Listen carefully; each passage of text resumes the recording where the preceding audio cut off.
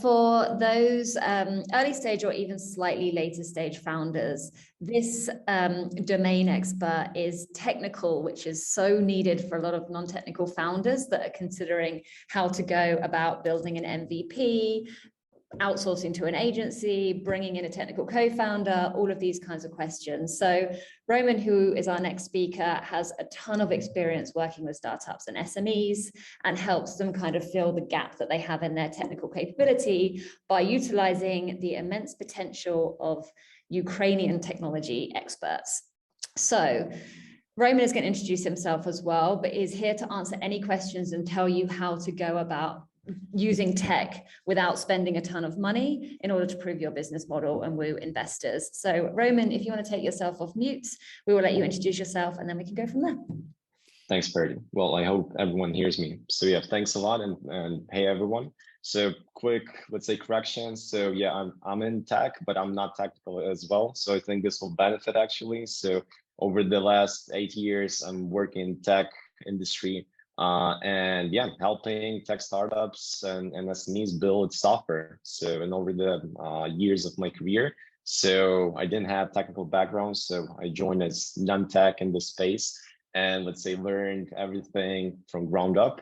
And I think it was a value because I could translate the, let's say the technical language of tech teams to non-technical business owners, senior management, and so on.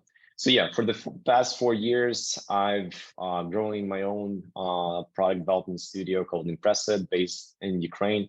We are working with startups and SMEs, helping them to build their products, starting from very early stage and up to like enterprise level software. So we know, like, let's say the challenges and do's and don'ts of product development at every stage of product lifecycle. Before I start, probably would love to learn more about the audience and, well, me working in tech. So I assume that everyone else works in tech and have products related in this industry. But to be honest, like tech is not the only thing that, you know, the world is about. So maybe if you could put in chat, if you're not in tech, I would love to know that, you know, that there are some people also not, let's say, in this space and maybe having some products in some other spaces. So if you're not in tech, let me know so I could maybe give some input to what kind of, let's say, tools you can use if your product is not, let's say, tech focused. So maybe you can like add something to your product, to your service, which could, you know, make this buzzword of tech-enabled business and help you out, maybe attract some more attention to your products. Cool. So yeah, so, well, starting with, I know that Perdy mentioned with me, so that there's, in this cohort, there are like early stage product startups, but also later stage as well. So I'll structure my, let's say, the next hour, so for everyone to get a bit of interesting information for everyone. So I'll start probably with the early stage. So when kicking off any kind of like product, you probably will start with, you know, testing out the idea and learning what exactly you'll be building and for whom. So my advice in this case is to build as later as possible. So first, validate your idea with just literally, you know, some visual prototypes. You know, there are tools like Figma, which are now pretty much advanced, and you can literally almost fulfill the whole flow of your product with Figma. So, and this could be a very good starting point to validate the your product idea and get early feedback. So one of the things I've heard from Sasha, who just left, so she was talking about iterations and really, like, you know, moving fast and in a speedy environment. So that would be my advice as well. So an early stage, at the proof of concept stage, don't invest, you know, time and funds in building like full technology and full product. First, focus and make sure that you are building something that brings value, and that you get early feedback, and iterate and adjust according to the feedback you're getting. Ash, I see you have a question, so go ahead. Hi, Roman. Yes. So yeah, you mentioned Figma. So I've tried that, and it's pretty good for like where you haven't got any like technical stuff, mathematical calculations or formula. Is there anything equivalent to Figma that you could recommend if you're building something, mathematical that could take formulas into account? What exactly? Maybe you can like give like practical example of your particular case.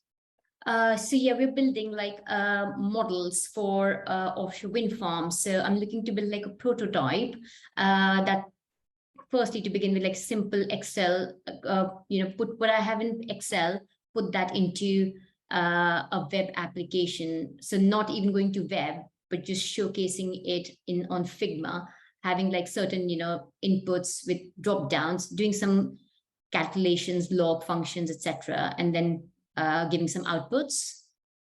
Cool. Yeah, in this case, I would go probably two ways. One is either, figure out on your own and use some of the no-code platforms to build like a quick UI for your product, and then like feed the data from your algorithms to this UI. So obviously you'll need to invest some of your time getting to know some of the no-code platforms. There are a ton of them. So I'm sure that other guys who are already at the later stage in this cohort could add in chat some of the no-code platforms that they might try it out. So that's one option. The other option is actually maybe even hiring like a freelancer to quickly build a front end, just the UI, and also like connected to the algorithms that you're mentioning. So for them to display this data. Okay, cool. Cheers. Thank you. Good. I'll just quickly, whilst we're already answering some of the questions, I'll just scroll through the questions and make sure that I answered them right away. Someone also mentioned Miro. That's amazing as well, especially working with the team. And when you're ideating and working out the, let's say, what's your product, what's your proof concept, what's your MVP, what's your full product is like. So it's brilliant. We use Miro extensively in the team as well. So this comes with my best recommendations as well.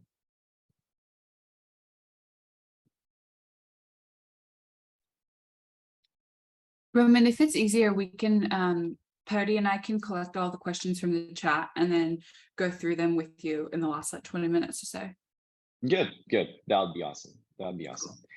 So yeah, so continuing on the, let's say, your proof of concept stage. So at this stage, I recommend not bothering about technology that much. So at this stage, you're trying, to validate your idea, to make sure that it has, fit on the market, that, you have positive response from your users, from your investors, stakeholders, and so on. So at this stage, you don't have to bother about technology that much. So only thing that you need is to make sure that you're building the right thing.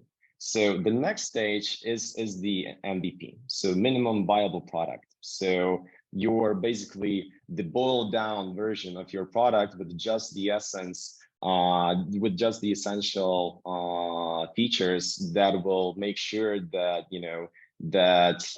your end users get the value that you're trying to deliver to them. At this stage, there is already, let's say, more. I would more focus on how exactly you build this product, depending on what's your strategy. So because, well, if your product is the core of your business, then I would really focus on what exactly, how you're building this product and so on, because obviously you'll be growing it, the business will grow as well, and you don't want the technology to be a bottleneck for you at a later stage. So at this stage, there are quite a few points to focus on. Is, for example, when you're building your product, not with your in-house team, but with an agency, I would really focus on the technology stack, which is used in building of this MVP. Why? Because, well, later on, you'll probably be hiring your own team, and migrating the development from the agency or freelancers more to in-house. And you don't want to end up in a position when your product was built with some exotic technologies and you find out that there's just a handful of engineers or other professionals who know this kind of technology stack. So doing a bit of research and homework and making sure that there's enough of, let's say, talent pool in this technology stack is important for you then to be able to find talent and, you know, not have issues with hiring, even though like hiring is quite complex across almost all technologies. The other point is also, let's say, the kind of like, let's say, is the product built with the right technology? Even though we'll say backend technologies are almost, well, usually quite similar, still there are like tools which are better suited for some purposes. Like, for example, if your product is heavy focus on data or on analytics, so you'd rather go with something like Python. So if your product is more like, let's say, usual web-based software, you don't necessarily need to go with something like .NET or Java, because these are enterprise technologies. So banks and other large companies usually build their software with that, and you'll be basically competing for talent with guys like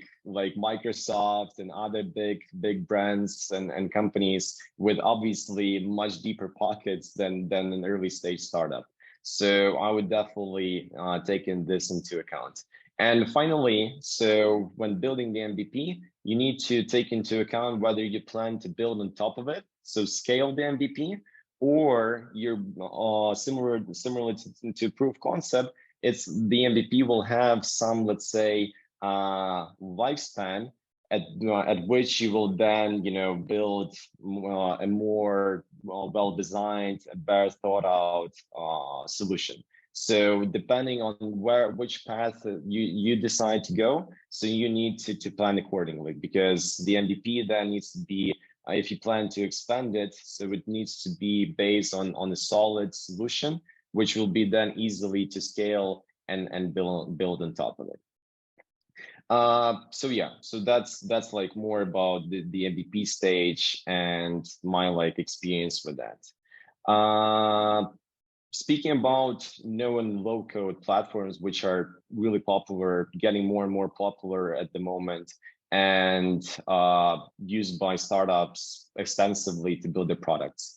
My, let's say, short feedback about no and low code platforms is that they are brilliant, though they have a limit. They always have a limit in terms of what exactly you can build with them and how far they can get you with your product functionality and features. My personal opinion is that they're brilliant for building tools and maybe supplementing your core business with some technology to improve user experience, to improve your customer service, so to make a more seamless ecosystem for your clients. When your product is your business, for example, SaaS software and so on, I don't necessarily think that no or low code platforms are the ideal fit. In this case, I would rather go according to these stages. So with proof concept, then MVP, and then gradually expand and build your own technology,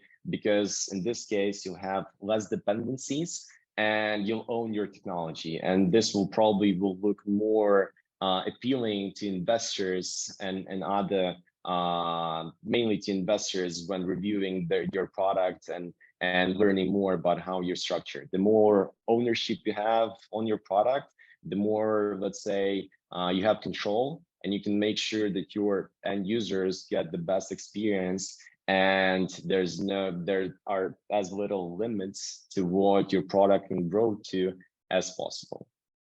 So in our experience building all sorts of products, we've seen startups making some early stage mistakes that lead to quite significant issues later down the road. So one of the most prominent challenges of building tech startups is technology debt. So maybe someone is already familiar with this term, maybe not.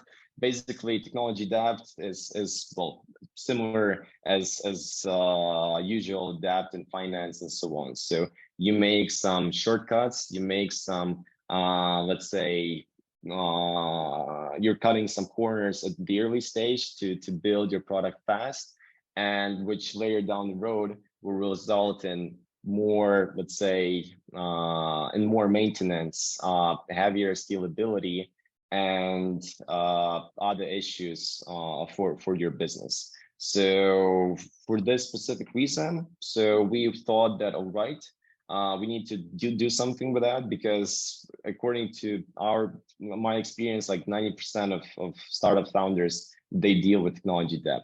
So at Impressit, with my team, we built, let's say, like a Lego constructor for startups, and which allows to have a solid foundation for your startups from the very beginning and help build the functionality faster. So sort of like we basically like give a solid, let's say, foundation to build your own technology instead of using some low code and no code solution. So with the same, you get the same value of faster delivery, faster development but with already your own technology, which is fully flexible to build on top. So if anyone will be interested, I'm happy to share more details in one-on-ones later this week. Yeah, maybe I'm talking too much so for a long time, so maybe we can go to some of the questions already. Okay, I'll take our first question from Audrey, who said, how would I prototype a 3D gaming program where flow should be a little more advanced than a click-based one like Figma? Right. Can you go once again, please, because my connection interrupted for a second. Oh, of course. Should I repeat the question? Yes. How would I prototype a 3D gaming program where the flow should be a little more advanced than a click-based one like Figma? Right. Well, in this case, then my advice would be like, well, build as little as you need to still fulfill the main idea of the game. So obviously, like in 3D games, probably you'll be building something with like Unity or other technologies. So of course, you need like more interaction of the user with the game. So I would then like build a prototype with just the essence of the game flow and get feedback as early as possible, iterate, and then like improve. What features do you see people spending too much time on or investing too many resources on building out? Yeah. To be honest, I've made similar mistakes many times. So me being involved more, let's say, on the build part of the startup journey. So I found myself also making this mistake, because me and my co-founder, besides our service business, we're also trying out different product ideas as well.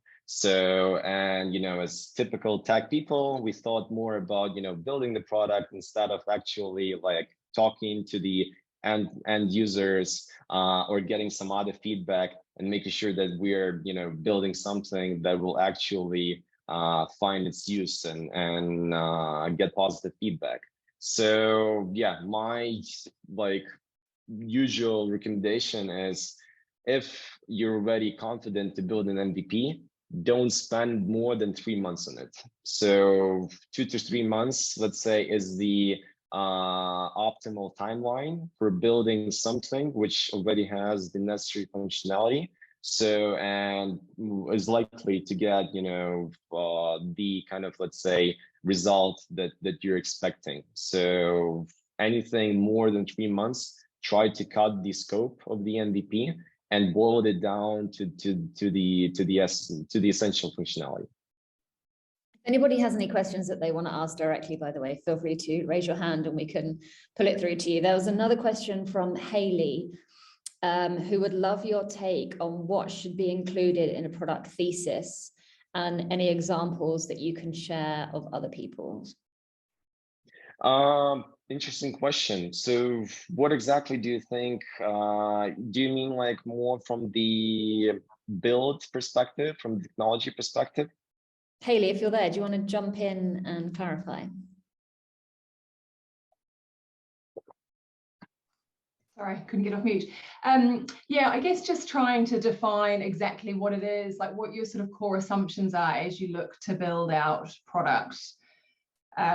So using an agile methodology, like, is there anything that you would recommend that you really focus in on?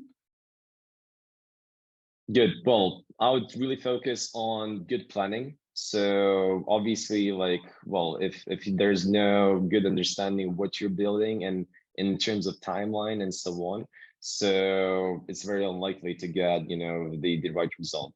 So making sure that you had done good planning, so got as much of, let's say, input from like tech people, your other like product focused people and so on, and putting this all in the roadmap. So that'll probably be my main, let's say, recommendation.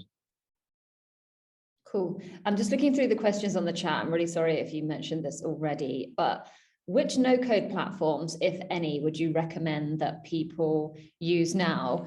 One, maybe from a cost effectiveness perspective, and then two, from a scale perspective. So if you then want to start adding layers or building on top of the solution that you build in no-code. Sure. To be honest, I didn't work with that many no-code or low-code platforms, typically because of the nature of the products that we work on. So usually we already work with startup teams that are already a bit later stage, and they're already at the point when they're confident to build their own tech. But some of the platforms that I've heard quite frequently was AppyPie. It sounds like quite already popular, on the market, and has grown already its functionality quite significantly. Glide was the second platform that I heard quite frequently. So you can definitely check these two out. Great. And then people are putting in the chat as well, Bubble, which actually Em's using to build our platform, Notion, which is quite good for, there's a bunch of Notion you can do loads of things with, but just check it out as well. Cool. Notion is brilliant to work out some flows. If your prototype or MVP is not necessarily focus on some custom, if you're not that tied up to some custom UI, to full, let's say, kind of platform experience for your users, more as a, let's say, informative solution. So Notion is brilliant. I recommend it as well.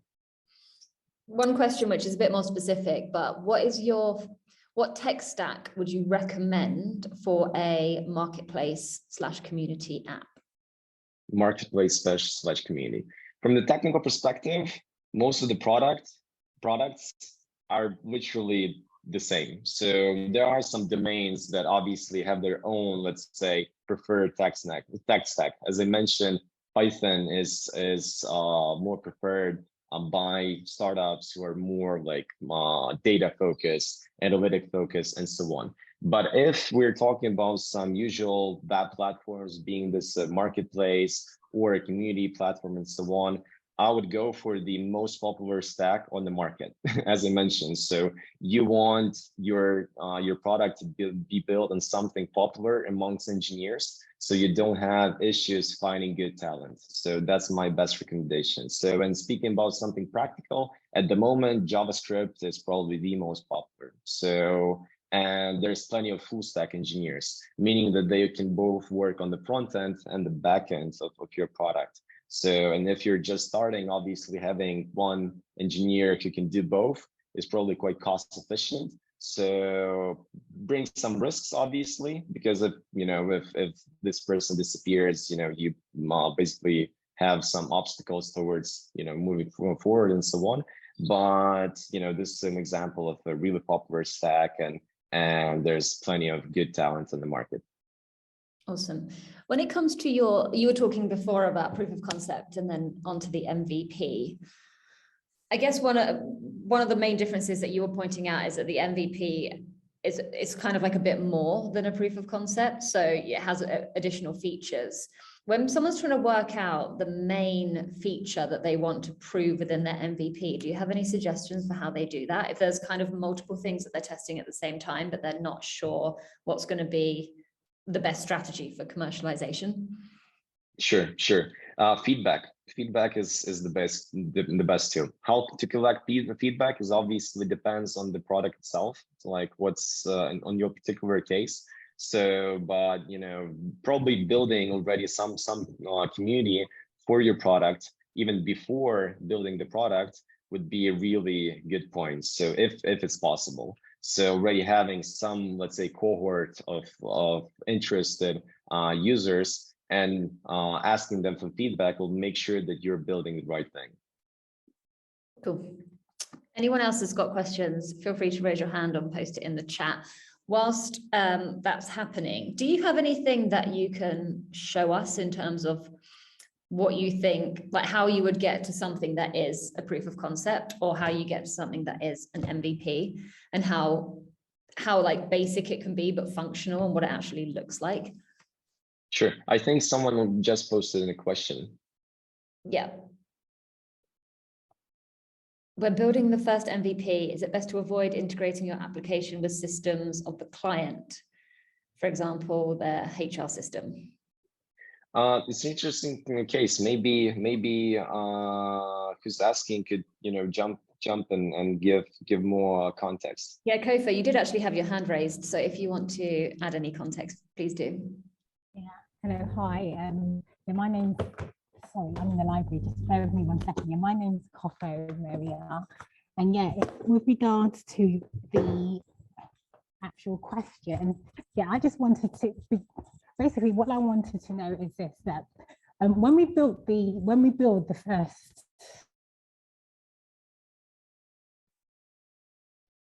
I think it's cut out. Yeah, but I think I'm like getting where this question comes from. Well, I'd probably say like depends on the amount of effort. Yep, Kafa, can we hear you? Kofa, your video and audio isn't coming through. Do you want to explain your question in the chat?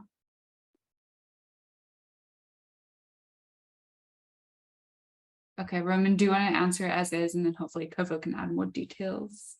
Yeah, sure. Okay.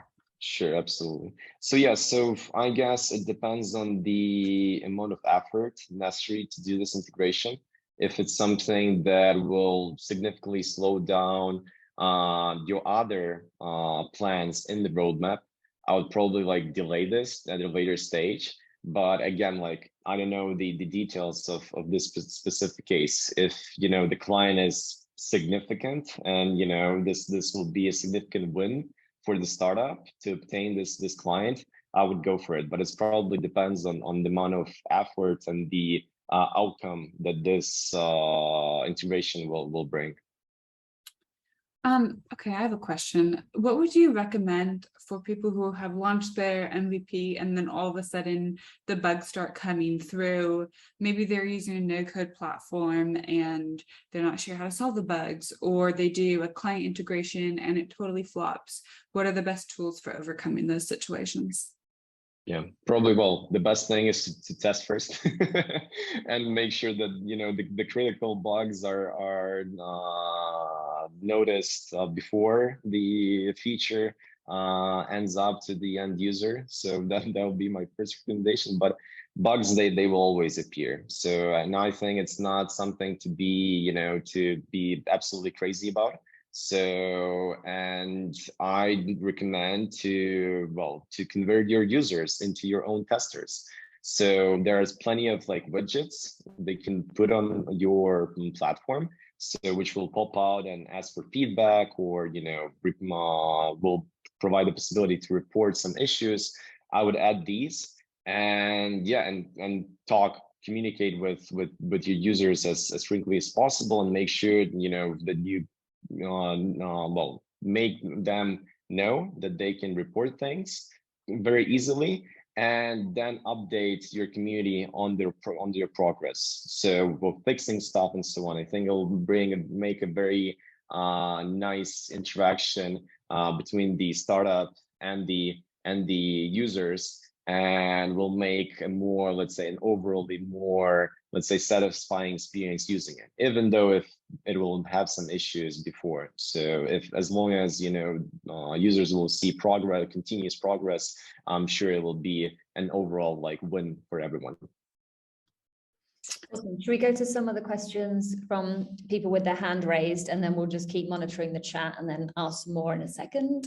So Joanna, you're first up. Do you want to take yourself off mute? Hi, yes.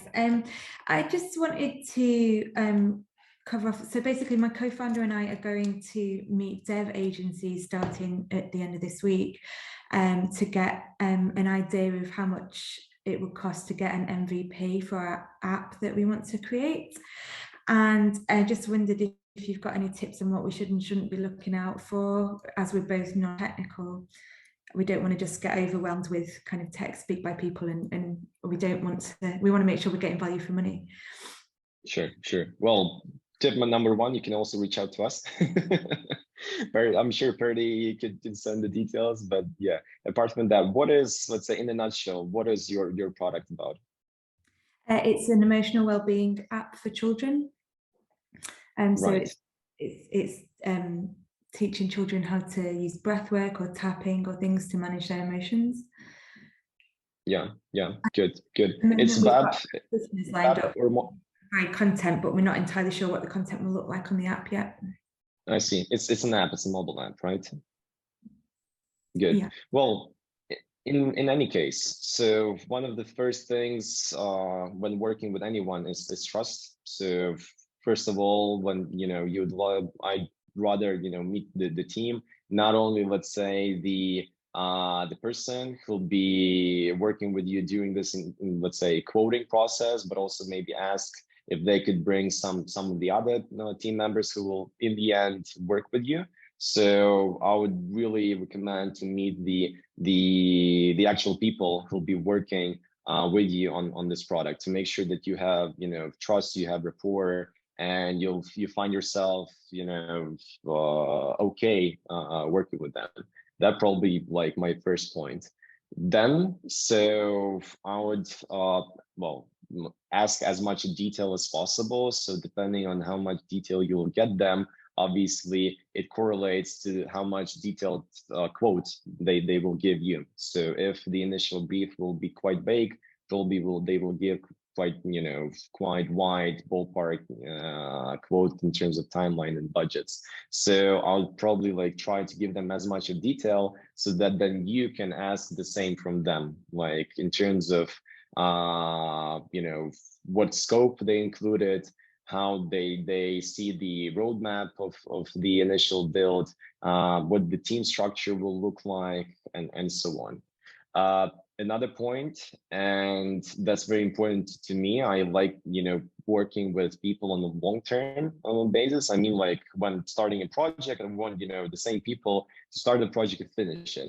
Some agencies, they don't set up dedicated teams for projects, so and they basically assign tasks to different people, which is, in my opinion, not ideal. So even if this is an MVP, which is usually smaller scope, you still need to understand the domain, sometimes ramp up yourself and so on. So having the same team throughout the whole project is just more efficient. So I'd recommend checking this with agencies and making sure that they confirm that yes, like the team which will be working on this project will be dedicated, and ideally if they work full-time on this project during the timeline of it, and not shared between other projects. So this will also make sure that it's delivered as time efficient as possible, and it correlates also to the quality and so on, because for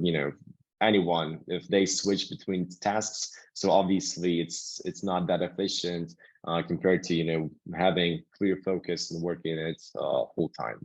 So yeah, these would be my points, and some of the points already mentioned about the tech stack, so making sure that it's not something exotic, but it's quite popular in the market, and so on. And another point, if you have someone you trust, technical, I would definitely recommend asking them to review solution that they plan to use. So because obviously technical stack, it's not everything.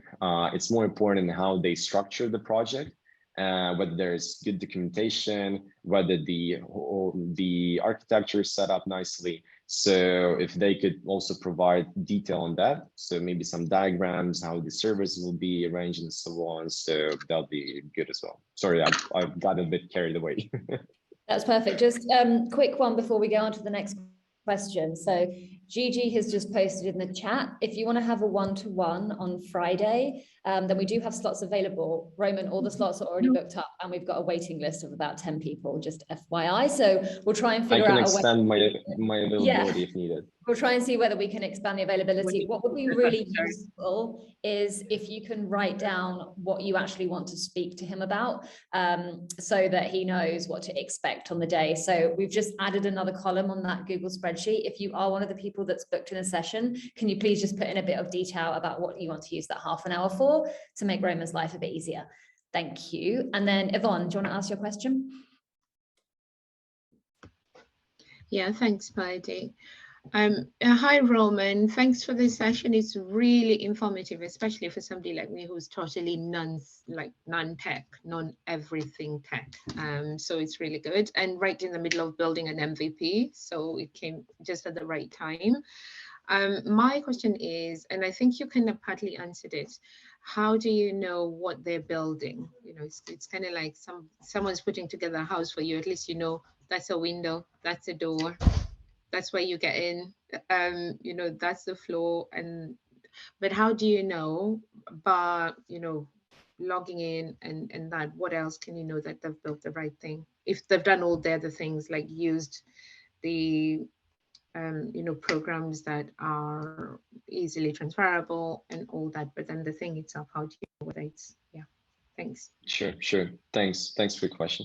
Yeah, I think in this case, communication is key. So obviously, if like you work with an agency, give them the requirements, they come back with a quote, it looks good, you sign off, and then they just close doors and like 1 month later come back with something. It's very unlikely that this something will be, you know, according to your expectations and expectations of your users. So making sure that it's a transparent process is key. So if anyone you're working with set up a common communication environments, so like Slack or, you know, like anything else, even like WhatsApp group or something, depending on, let's say, the scope of the project. But using a common communication channel, then like joining any task management product which will be used for building product, so for building your MVPs. So whether it's Jira, ClickUp, Asana, there's many of them. They all do the same thing. Notion as well for project management is frequently used. So make sure that you join the process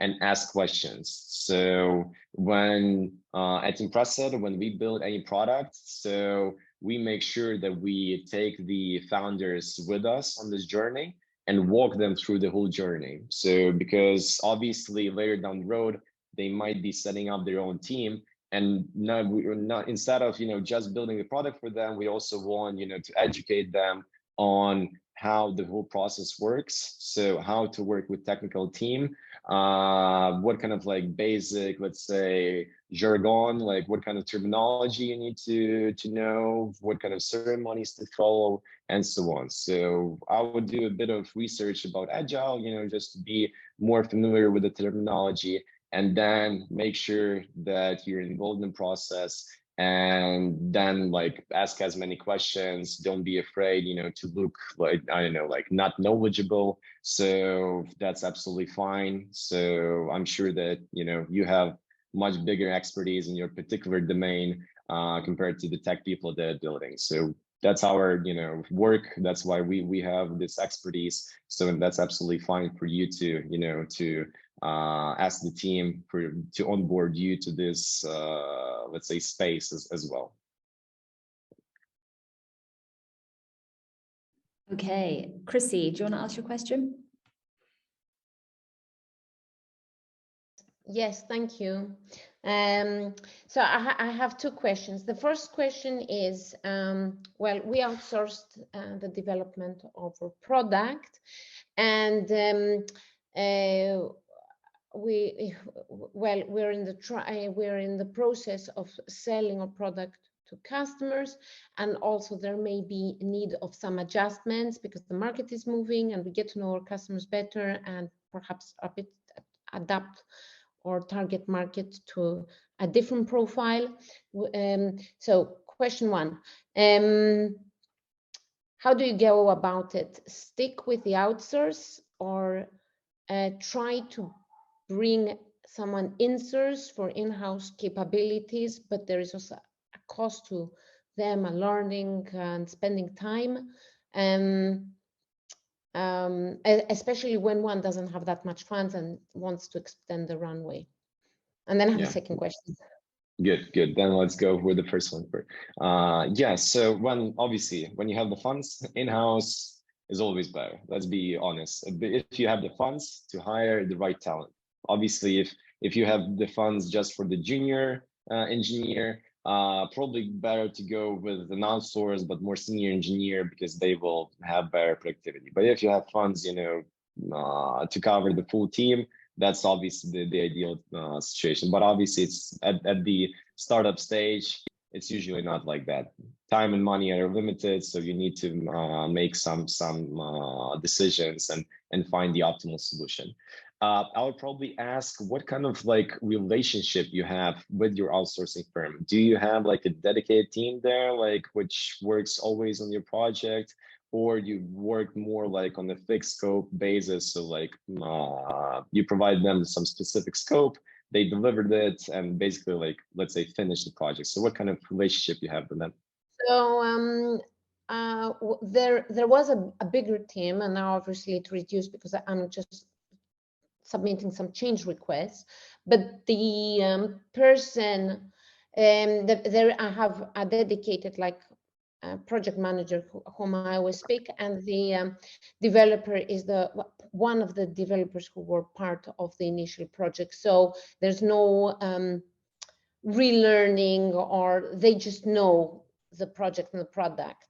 So that's good. So we keep, they will allocate any change request to that dedicated software engineer who knows already our product. It's just that I want to bring in-house capabilities, but I'm really sensitive to the runway, the cost, the time. But I don't want to delay it as well too much. So I'm a bit, because bringing a senior into the team, which is my preference, is also costly. So it would eat up my resources pretty fast. So I'm just wondering, from your experience, when is it optimal to slowly bring the knowledge in-house and build a team from an engineering perspective? Yeah. If you have good relationship with your outsourcing team, and have decent amount of trust, I would actually talk with them about setting up, let's say, a mixed joint team. If they are comfortable working together side by side with your first technical hires, probably that'll be the ideal setup. You already have a project manager who knows your domain, who knows the product. That's perfect. Make sure that you have a solid process there. So, whether it's Scrum or Kanban, depending on what works better for your product. So, but usually working in sprints, this is most efficient. So if you're confident that your project manager is able to sustain good process, I would, at the right time, when you have the budgets for that, bring on your first hire and work jointly with your outsourcing team. And yeah, if you will see that they're also committed to your project, that you're not just another client for them, but they actually care about the product and want it to be success. So I'm sure you'll be comfortable growing the team organically, both in-house and maybe like continuing working with them and maybe bringing some resources from them as well, if this will be cost efficient for you, and having this joint team. Later down the road, I'll probably migrate product and management roles to your side. So again, to have a bit more control and, you know, making sure that you have any kind of like risks covered. So, but that'd probably be my journey with working with an outsourcing team. So Okay, hybrid. we're going to move on to our next question with Antonia. I think Chrissy had just another question, the second one. Yeah, Well, it was a quick one. Okay, go for it. Just a quick one. How important is to have an SDK? I have my APIs on a Swagger file, but it seems some of the clients feel a bit, they find it's a bit cumbersome. So I don't know how it's a deal and breaker having the APIs on a Swagger. You can pause this question to me. I'll share with my team because I feel it's a bit outside of my technical expertise. Okay, thank you. No worries. Okay, Ati, over to you. Hi, thank you. Hi, Roman. Thank you. It's all really interesting, and it's also exciting because I'm a software developer, and hearing somebody talk about tech is getting me all excited. I haven't had a job for a few months, and now I'm like, anyway, cool. Get to the point. I have a website that sells t-shirts, and it's built on a website builder that is owned by the company that fulfills the product. It's a drop shipping company. As a technical person myself, I feel compelled to take an API from them and build it like in my own technology. So I have control over it because at the moment they have all the control, although it's very easy for me to use. So there are pluses and minuses to using a website builder or a no-code solution. But my question is this. Do you, as a technical person, I feel like I should be doing everything myself, but what technical founders, what else do they need on their team from a technical point of view? I'm a bit unsure about my question, sorry. Good. I got, let's say, the first part of the question. So I would always think about the value. If your like this platform covers everything that your business needs, why you need to build your own product? So do you plan to, let's say, to add some additional layer of value to your users or something? If that's the case, and if this additional value layer of value is significant and will be able to cover the investment in this new build, probably why not? Definitely go for it. But if you are literally planning to rebuild what you already have into your own in your own technology, and it will not necessarily bring additional value to the end user, I would question how relevant it is. So, but of course, maybe there are some other factors like how reliable this platform you're using it is, whether they add any kind of additional cost to your product and so on. So I would just, do the dry math and also like think about value and then decide whether there's a need to build something or not. And well, since you're technical, I will always look for co-founders with supplementary skill set. So my co-founder and we are probably an ideal case of this because I had more like business development and general management background. He had purely technical background and team management experience. So we fit each other perfectly. And when we're just starting, so two of us could have fulfilled the same kind of, let's say, scope of service that a cool agency can do. Obviously on a smaller scale, but that was like our MVP of of the product team. So I would look for co-founders who can bring something valuable to the table and give you more, let's say, advantages. Great, thank you so much. All right, does anyone else want to ask a live question, or shall we move to more questions from the chat? I was just wondering, Kofo, I don't know whether you managed to hear the response when Roman was coming back to your question because you were moving around the library. So we can go again if you are back, or you can post in the chat and we can make sure that it gets answered either way, even if it's via email. Yes, please. Yes, please. Yeah, are you okay to just explain it again, Roman? The question is in the chat. So you were talking about running a pilot with a potential client and whether you integrate some of their software into what you're doing. Yeah. You did clarify a bit more, but I can't find it, sorry.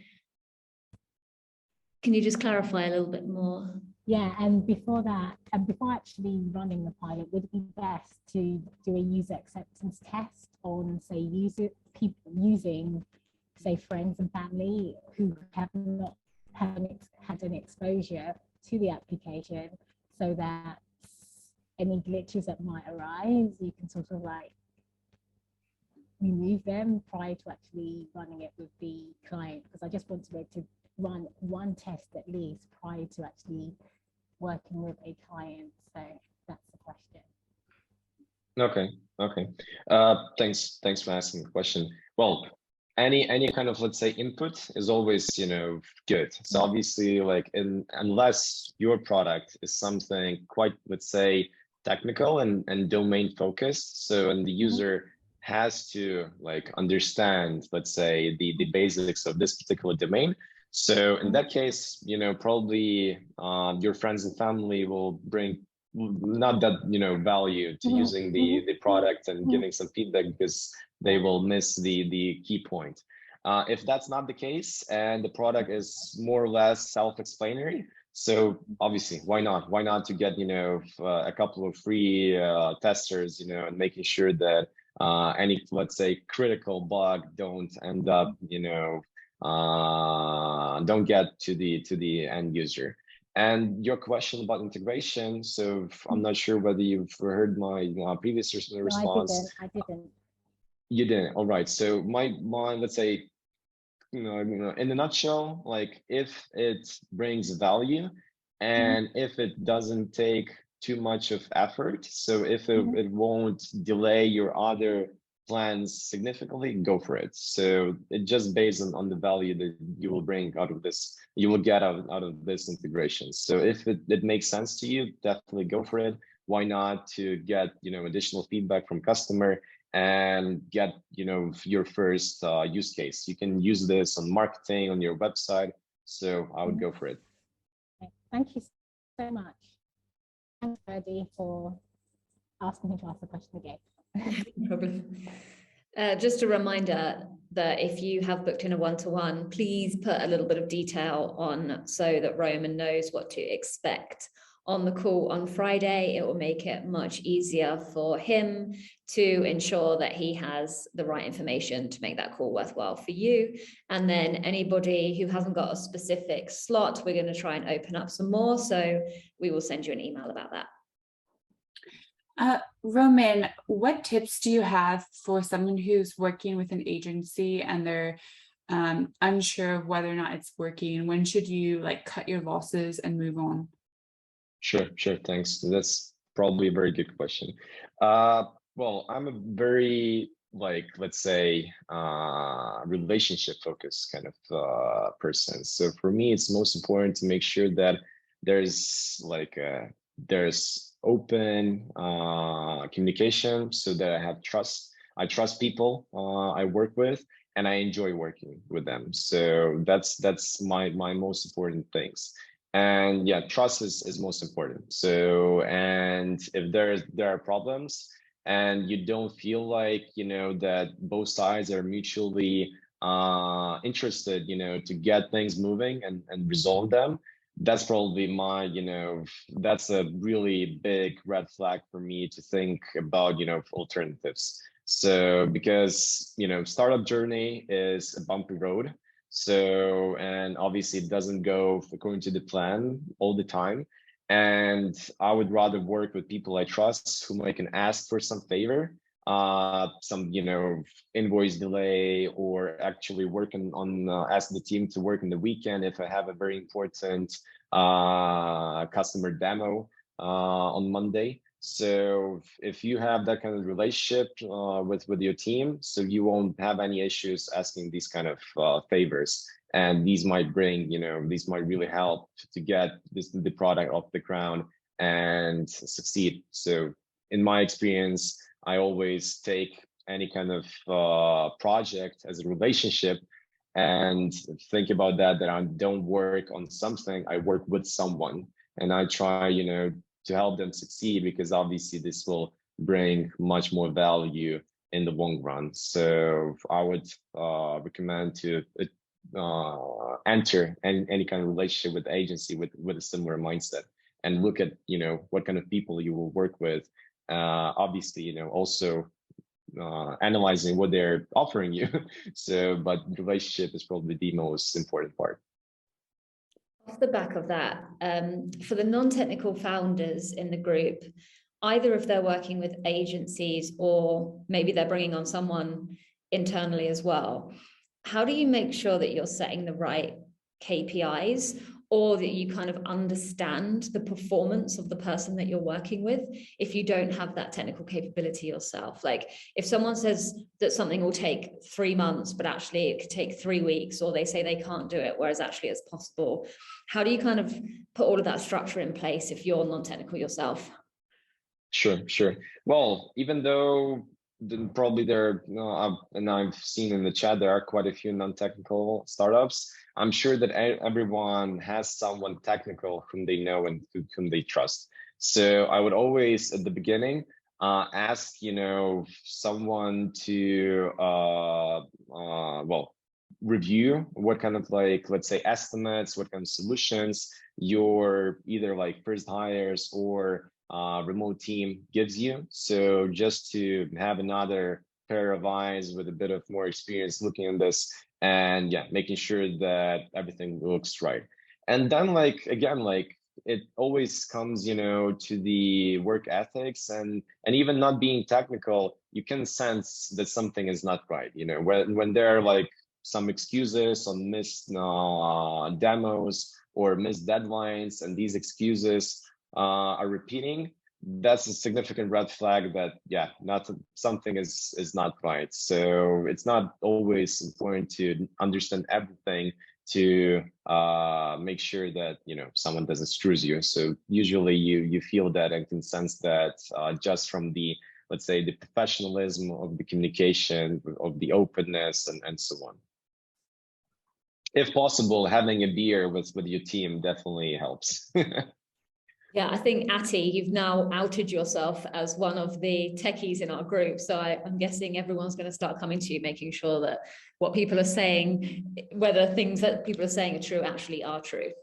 I'd love to help if I can. And it helps me as well, because it helps me to learn, because you forget stuff all the time. So it's always good to have conversations that keep your skills up to date. So I'm very happy for people to ask me stuff. I may not be able to help you, but I'll try.